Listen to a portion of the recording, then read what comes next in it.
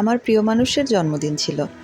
তেমন কোনো প্ল্যান ছিল না, তবে হুট করেই মনে হলো আজ তার পছন্দের খাবার রান্না করব। যেই ভাবা সেই কাজ। তাকে না জানিয়ে বাজারে গিয়ে হাঁস কিনে নিয়ে আসলাম। হাঁসের মাংস তার অনেক ফেভারিট। তার অফিস থেকে আসার সময় প্রায় হয়ে গিয়েছিল, তাই বেশি কিছু রান্না করতে পারিনি।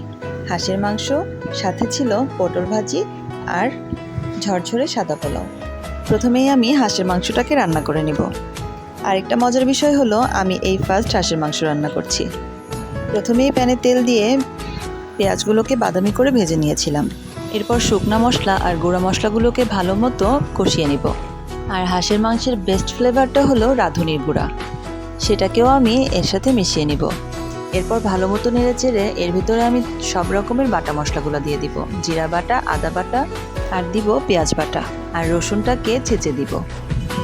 এতে করে মাংসের রসুনের ফ্লেভারটা অনেক ভালো মতো পাওয়া যায়।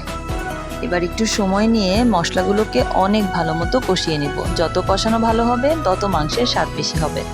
কষানো শেষ হয়ে গেলে আমি ধুয়ে রাখা মাংসগুলোকে এই মশলার ভিতরে দিয়ে দিব। দিয়ে ভালো মতো নেড়েচেড়ে আরও কষিয়ে নিব।